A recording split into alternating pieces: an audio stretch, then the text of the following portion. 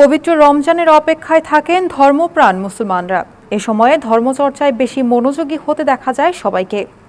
একই সাথে বেড়ে যায় আতর, সুরমা, তসবিহ, জায়নামাজের মতো উপকরণগুলোর বেচাকেনা। কিন্তু বিগত বছরগুলোর তুলনায় এবছর এখনও জমে ওঠেনি এসব পণ্যের ব্যবসা, এমনই দাবি করেছেন সংশ্লিষ্টরা। আমিরুলের ক্যামেরায় শাকিল আহমেদের রিপোর্ট। পবিত্র রমজানের অপেক্ষায় থাকেন ধর্মপ্রাণ মুসলমানরা। এ সময়ে ধর্মচর্চায় বেশি মনোযোগী হতে দেখা যায় সবাইকে।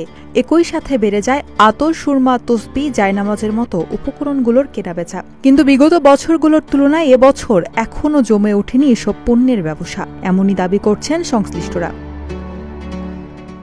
শুরু হয়েছে মুসলমান ধর্মাবলম্বীদের সিয়াম সাধনার মাস পবিত্র মাহে রমজান। ইবলিস শয়তানের ধোঁকা থেকে মুক্ত হয়ে ইবাদতের মাধ্যমে সৃষ্টিকর্তার হেদায়েত প্রাপ্ত হবেন ধর্মপ্রাণ মুসল্লিরা।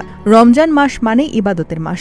এই মাসে সৃষ্টিকর্তাকে খুশি করানোর জন্য তারাবির নামাজ ও রোজা আদায়ের মাধ্যমে সিয়াম সাধনা করা হয়।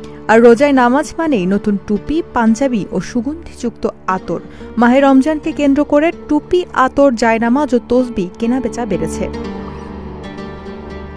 এক টুপি বিক্রেতা বলেন, রমজান মাসের মাঝামাঝি সময় বেচা কেনা তেমন ভালো না, কাস্টমার দামাদামি করে কিন্তু কেনে না। জি, শুকরিয়া আলহামদুলিল্লাহ বলতে হয়, বেচা কিনা তেমন একটা ভালো না, তারপরেও আলহামদুলিল্লাহ আল্লাহ পাক যা দেয় শুকরিয়া আলহামদুলিল্লাহ।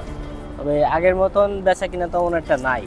এদিকে এক আতর বিক্রেতা বলেন, বিগত বছরগুলো থেকে এবছর ব্যবসা তেমন ভালো নয়, কিন্তু রমজানের শেষে আমাদের ব্যবসা মোটামুটি ভালো হয় এবং দিনে 6 থেকে 7 হাজার টাকার আতর বিক্রি করতে পারবেন বলে আশাবাদী তিনি। ভাই এগুলো তো আমরা ডজন হিসেবে কিনে আনি, মনে করেন যে আমি এই তসবির দামে আমি 80 টাকা দাম চাইলাম, ঠিক আছে?